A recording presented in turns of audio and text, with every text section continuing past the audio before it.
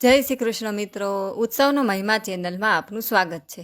મિત્રો, શ્રીમદ વલ્લભાચાર્યને પુષ્ટિ માર્ગના અનુયાયીઓ મહાપ્રભુજીના નામે ઓળખે છે અને પૂજે છે. મહાપ્રભુજીનો જન્મ એક વિદ્વાન ભારદ્વાજ ગોત્રી તેલંગ બ્રાહ્મણ લક્ષ્મણ ભટ્ટને ત્યાં ચંપારણમાં સન 1479માં ચૈત્રવદ 11ના દિવસે થયો હતો. શ્રી વલ્લભાચાર્યના જન્મ વિશે અનેક કથાઓ છે, જેમાંની એક કથા આ પ્રમાણે છે. ઇલ્મા ગારુજીને 8 મહિનાનો ગર્ભ હતો. લક્ષ્મણ ભટ્ટજી અને તેમના પત્ની ઇલ્મા ગારુજી વર્તમાન મધ્યપ્રદેશના રાયપુર જિલ્લાના ચંપારણના એક વનમાંથી જઈ રહ્યા હતા. પ્રસવ પીડા ઉપડતા રાત્રિના સમયે ઇલ્મા ગારુજીએ એક બાળકને જન્મ આપ્યો, પણ જન્મ પછી બાળકમાં કોઈ હલનચલન ન જણાતા બાળક અચેત જણાતા પતિ પત્નીએ તેને મૃત સમજ્યું.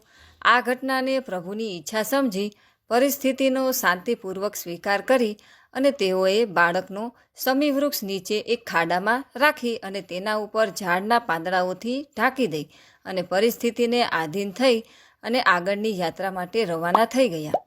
આગળ જઈ જ્યારે તેઓ વિશ્રામ કરી રહ્યા હતા ત્યારે ઇલ્મા ગારુજીને સ્વપ્નમાં શ્રીનાથજીએ સ્વયં દર્શન દીધા અને કહ્યું કે જે બાળકને તમે મૃત જાણ્યો છે એ સ્વયં હું જ છું. સ્વપ્ન પછી બંને પતિ પત્ની તે સ્થાન પર પહોંચ્યા જ્યાં તેમણે એ બાળકને મૃત સમજી અને રાખી દીધું હતું.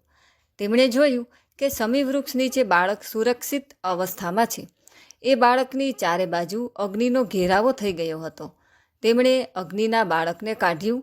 તે બાળકનું નામ તેમણે વલ્લભ રાખ્યું, કારણ કે તે વૈષ્ણવ વાનર અવતાર એટલે કે અગ્નિનો અવતાર હતા.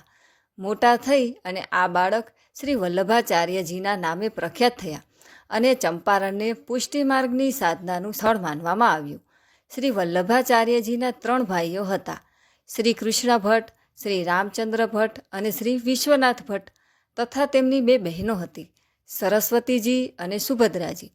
તો મિત્રો, આજના વિડીયોમાં આપણે મહાપ્રભુજીના જન્મની કથા વિશે વાત કરી.